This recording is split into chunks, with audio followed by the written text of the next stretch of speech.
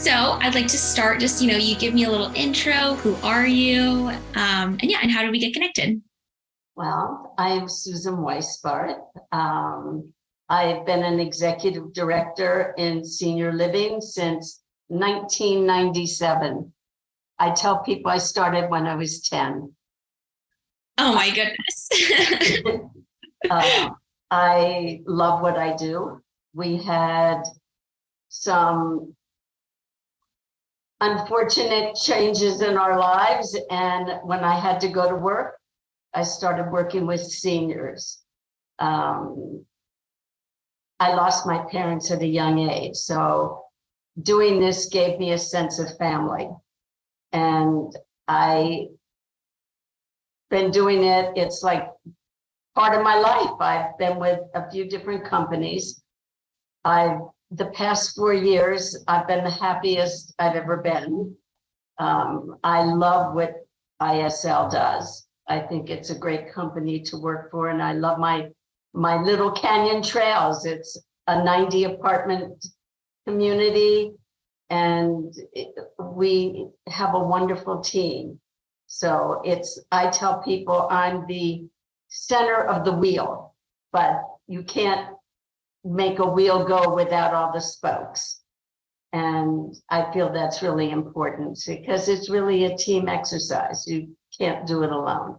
I love that. I love that so much. Well, thank you. I feel really good about what we do here.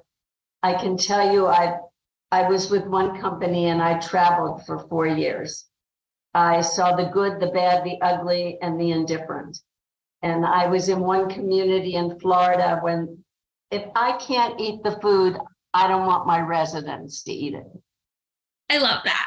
I said to the chef, do you ever make anything from scratch? And the next day he threw a plate of spaghetti on my desk, and the day after that I had his check. I want people to love what they're doing. And if they can't take care of my seniors, I don't need them there, because there's someone out there who will. Yeah. When I finally came here 4 years, almost 4 years ago, I walked in the kitchen and I saw a big can of white tuna. And I said, I'm home. You know, you learn things from your parents. My mother would go to 2 different grocery stores to save a nickel on white tuna. Oh my goodness. And she also used Tide. So the white tuna was my thing. And when I saw it here, I said, this is it for me. It was the tuna. Absolutely. Oh my I mean, goodness. we went through a lot of challenges during COVID, but my team here was so wonderful. I had one caregiver who, after everyone in memory care was well and they started to get sick in assisted living, she said, I know the health department wants us to have one designated caregiver for those that are sick, and I'll do it. So when you have a team like that, you know your residents are in good hands. So They that really are. makes me feel good. I have a wonderful nurse, a wonderful marketing director. We work well together, and we are like a wheel, you know. Everyone is together. We do a lot of fun things for the residents. I don't think I answered your question, actually, but I went on and on. I mean, you did answer my question. It was just to introduce yourself and, tell me how you got into the industry. But it sounds like, you're very passionate about what you do. As you said, you can't have a tire if you don't have the spokes, which is like, it's so true. And it really seems like that you are very family oriented, especially with the community itself. So it's very, just special to have you as a person working in an industry like this. I mean, it's really. Thank you. I'm blessed that when I had to really go to work, that I found something that I love. And yeah, absolutely. I've seen enough communities in my travels that I think I could write a book with some of the experiences I've encountered. Yeah, can you tell me a favorite one of your experiences that you've had? It's a funny one. I was in a community in Florida, and they said we were getting a hurricane. Mhm. And I'm thinking to myself, I haven't been in a hurricane since I was like 5 years old when we were in Ocean City, Maryland. So we get all the flashlights, we have everything we need. And at 9 o'clock, it was supposed to hit. And I'm sitting in front of a window reading. We have 15 sleeping bags out for the staff. And all of a sudden, someone looks at me and says, "You're not supposed to sit under a window when there's going to be a tornado." Well, I jumped so fast and ran. It's just, you do things that you have to do. And, the power went out 5 minutes after the hurricane started. And we went around with our flashlights all night long, and we got powered. We were making hard-boiled eggs in a pot on a gas grill because we had no electricity. Oh my goodness. It worked. I mean, everyone stayed and helped, and the residents were fine. So that was one notable experience. I mean, that's pretty fun. I mean, you were there, you were in it with them. You had no power, you had to make them food. They didn't have anywhere to go. I mean, no, and neither did I, because I was staying in the building. Oh, I was in one community in where were we? Was it from Florida? I had to go to South Carolina and then to New Mexico. And when I woke up in the morning in New Mexico, there were 9 inches of snow on the window, and I didn't even have a coat. Oh my gosh. I dressed in as many layers as I could find because it was a Sunday, and I figured I've never been in Santa Fe, New Mexico. I'm going to see what's going on here. Yeah, absolutely. And when you're here, you have to see it. So that was quite an experience. I've had lots of things with residents. I've had one family who once said they didn't want to pay their bill, and they finally paid with a credit card, and then they took the bill back, took it back, and she's, "Well, you can just reach in the sky and grab it." How do you reach into the sky and grab a payment? Yeah, you that can't. Person is no longer living here, but Oh no. The rest, I'm sure. Everyone wants it to be loved, and our company has some wonderful programs. They have a Living the Dream program, and a resident can come to you and say they have a dream, and you can see if you can fulfill it. That's amazing. One of my residents said, "I haven't been to Beverly Hills in 8 years." And I said, "Would you like that to be your dream?" And she said, "Yes." So we what did you do with her? You just took her there? Took her to the Polo Lounge for lunch. Oh my gosh. She had the best time. And she could bring someone. Who did she bring? She brought the hairdresser, Margaret, because she said, "Margaret is my best friend." So Margaret, myself, the driver, there were 4 of us that went to the Polo Lounge. And then we had another person who said he flew in the war and would love to get back on a plane. And so I knew my friend's son was a pilot, and I made a call, and we arranged it for when he was available. And he took the resident from Van Nuys Airport over to the Hollywood sign, to the ocean, and stayed up in the air for about an hour. And the resident was so thrilled. That's amazing. I mean, you essentially got your resident a private plane. Yeah, exactly. However, I'm glad they didn't ask me to go. It was a Cessna, a little one. and I'm not so great on airplanes. Oh yeah. Very happy that he enjoyed it. That's so special that you guys can do things like that. We also, the This Is Your Life program, their one really sticks out. We had a memory care resident who was very high functioning, and we did his life. He was in, I'm not sure whether it was sports or music, but I know, I think it was, he did something with sports, but he loved playing the piano, and he played the piano. He has dementia, but he could remember that he played, and he got up and he played, and then he started dancing with his wife. Oh, And there wasn't a dry eye in the oh my goodness. and you know, some people don't understand that you're not sick when you have dementia. You just can't remember a lot of things. So it's not a disease. Yes, you could call it a disease, but these people still feel and have a heart. And Yeah. we give them a reason to live. And that's what's so special about our community. Yeah, I mean, absolutely. I know dementia isn't a disease, but sometimes with dementia, people, they just can't help what's happening to them, and it's amazing that you guys can still enjoy the little moments, and like That's that. why you give them love.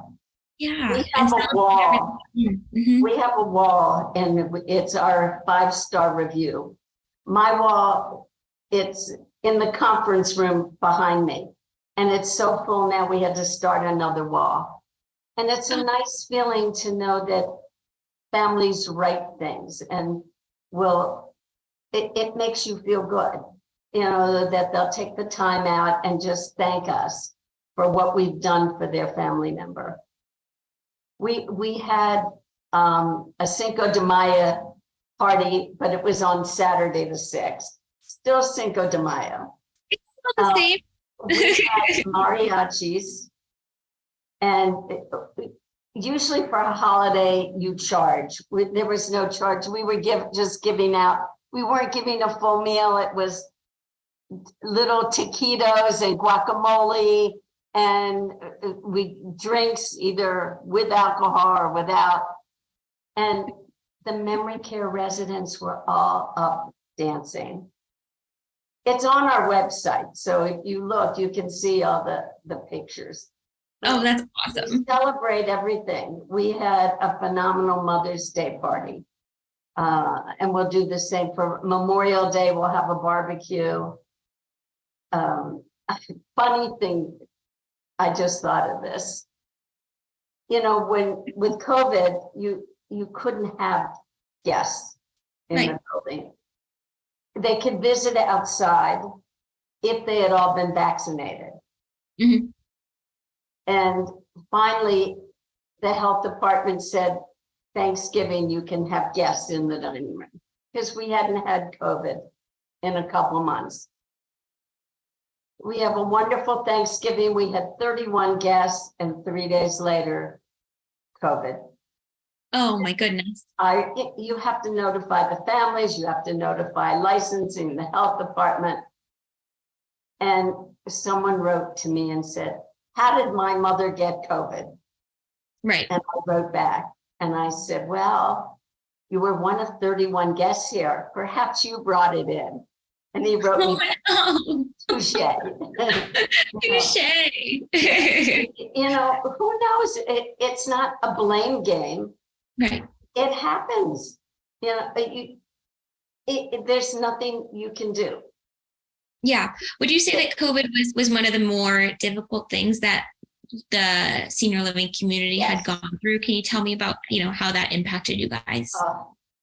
Well, we thought we were hung clear. They started this in March, no one in April, May, we're fine. I get a call from the health department right before Memorial Weekend. Mhm.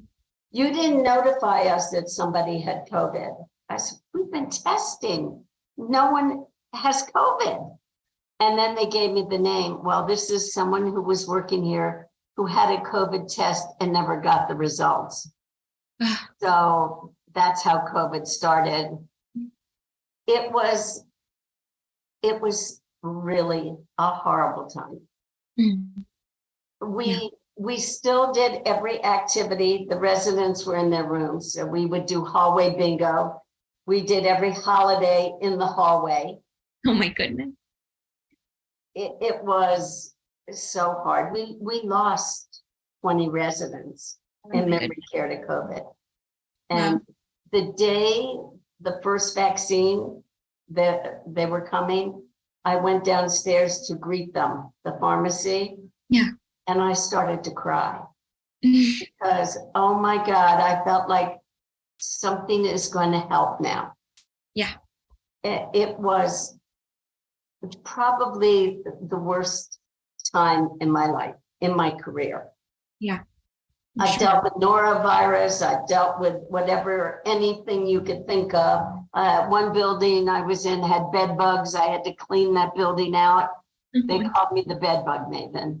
Oh my But goodness. this, when people get sick, and then my nurse was pregnant, so I moved her office into this conference room. 2 days later, she had COVID. Oh no. My other nurse who was pregnant got COVID. Uh-huh. It was, you couldn't really stop it because they were taking care of people with it. Right. There are only 2 people in this building now that have not had COVID, and I am one of them. And I think it's because when it first came out, the vitamin shop said you need to take olive leaf and garlic clove because it builds up your immunity. So neither my husband nor myself have had it. Either. I'm sure my time will come, but Not. but what was really special was how our staff acted and our ownership. You know, they paid hazard pay, and then when everyone in memory care was so sick, they were paying even extra above that. Yeah. For people to do double shifts. Oh. I rarely, once or twice, I had to use an agency, but it was usually covered by our staff. Yeah. And they just worked so hard. Yeah. I'm sure. The health department and licensing every Saturday, every Sunday would call because they needed to know if you had COVID, if there, what your counts were, how many. Yeah. I had to bring all my papers back and forth just in case they called. Yeah. I was constantly working for like 6 months all the time. Yeah. I'm sure it's a crazy time, and there was so much that you had to learn and adjust and do differently during COVID, and you had to learn fairly quickly. And exactly. Well, we had a lot of wonderful help with. We have nurse consultants from Alan Flores Group who are wonderful, and there's nothing you could do. Right. You took care of the residents. Look, we decorated the to-go boxes for all the holidays when they were in their rooms. No. We would bring people in the hallway. The rooms were far enough apart. We would do bingo on the first floor, then we would go up and do bingo on the second floor. Because they wanted bingo. That's their love. Memory care, it didn't matter so much, and it was very difficult to keep them in their apartments. Yeah. I'm sure they don't want to be cooped up in there. They want to be out and talking. Right. When they were sick, they kind of understood. Right. We had people that consistently walk in memory care. They must walk 15 miles a day, back and forth down the halls. Wow. And to keep them down was really hard. But we survived, and our families were grateful for all we did. Yeah. There were a few that argued about having to meet outside. But if they weren't vaccinated, those were the rules. It wasn't my rule, it was the health department. Oh, absolutely. Absolutely. And what do you think, how do you guys create such a warm and welcoming atmosphere for the residents that are at your community and new residents as well? Like, can you talk to me about the process as like, what you do when you have a new resident that comes in and you really want to make them feel at home? Well, our new resident yesterday, this was kind of funny, walked in the door and all the staff were there applauding and yelling, welcome. And she said, don't be so nice to me, I'm not staying. And then it kept going on. They kept saying, we're so happy you're here. And then she finally, with tears in her eyes, turned around and said, thank you so much.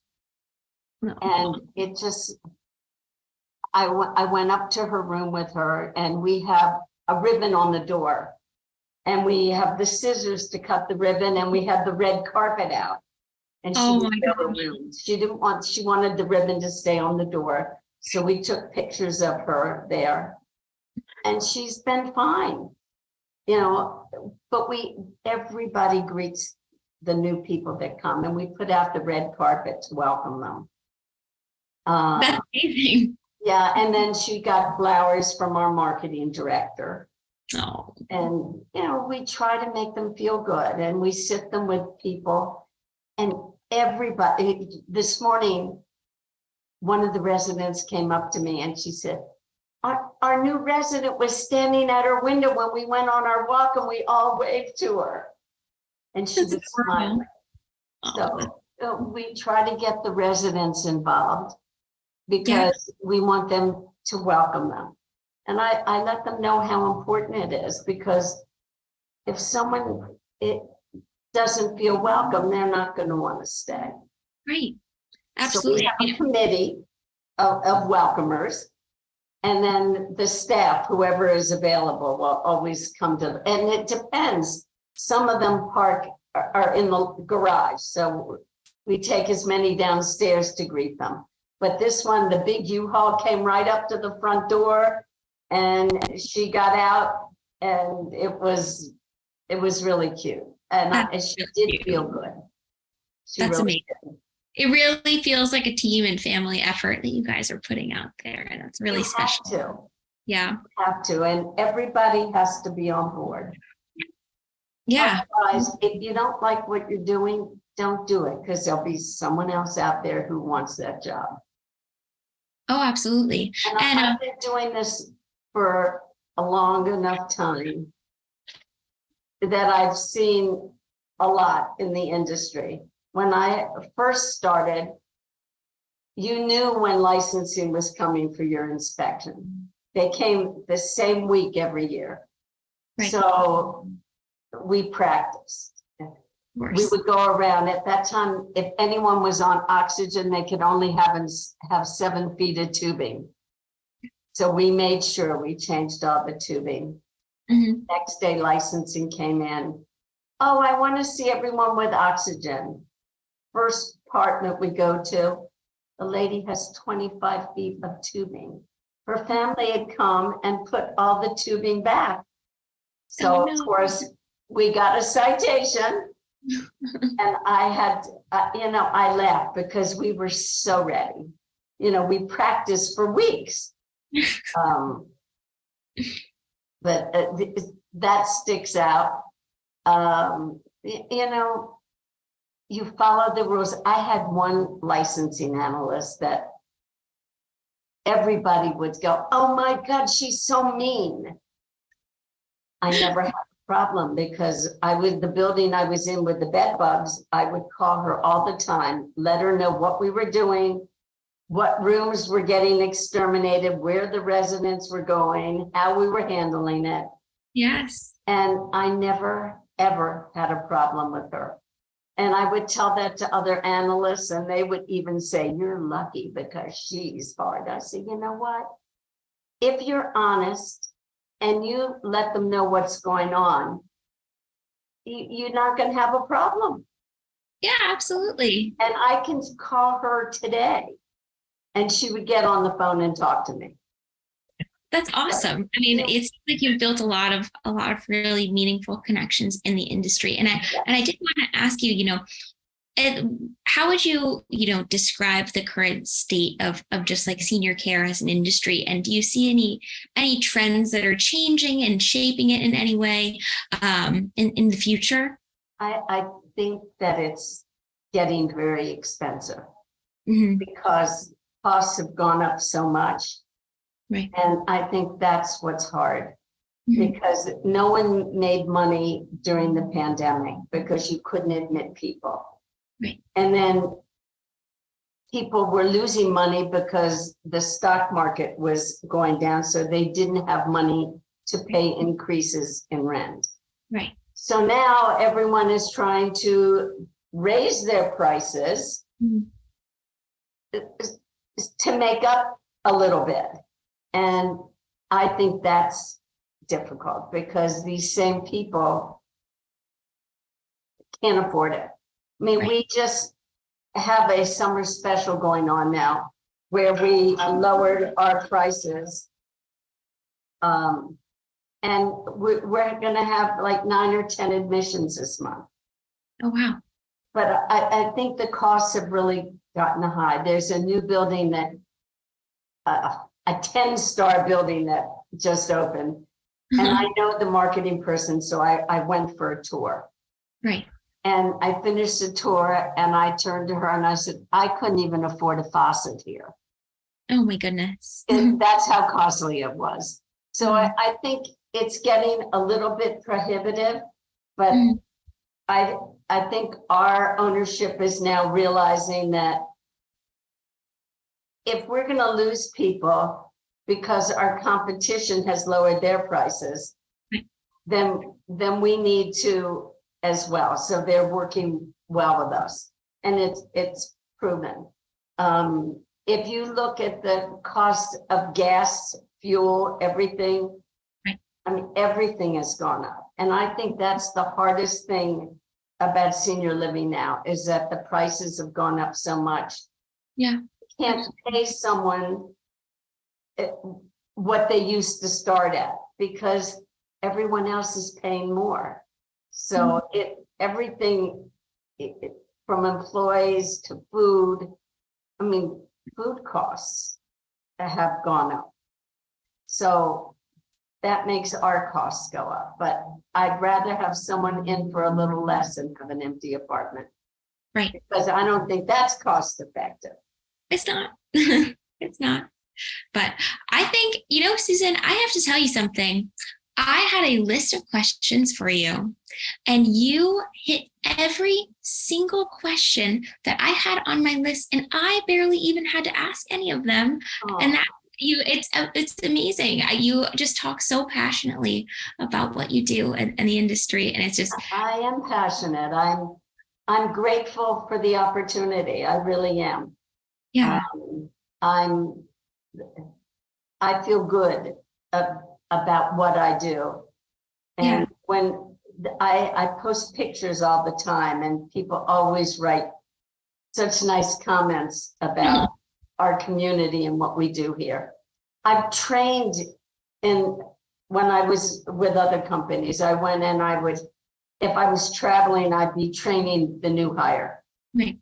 And I would tell them, if you have to fix the problem. Right.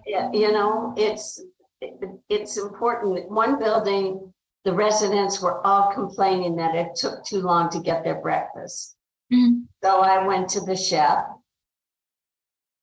and I said, why don't we do a buffet? Put out the cereals, put out eggs, and then whatever else they want, they can order, but at least they'll have some breakfast. Right.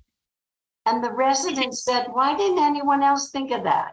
That was all it made them happy. Yeah. So it was good. Absolutely. So I like to provide solutions. And with my team here, we all provide solutions. And that's what's important. You have an amazing outlook on how to do things in general, and especially things at your community. And I actually think that we're coming up on our time here. but It's done already? So I was yes, so we're done nervous for no already. reason. I'm so nervous for no reason. You did amazing, and I really enjoyed hearing your take on it and speaking to somebody that's so passionate about what they do. You don't find people like you every single day, and it's been Well, I hope I answered all your questions and I hope we get published. all right. Well, I'll talk to you soon, and I'll make sure everything gets sent to you as soon as it's finished. I'm really excited about it. Thank you. Okay. Nice to Right. meet you. Nice to meet you. I'll talk to you soon. I Bye. hope.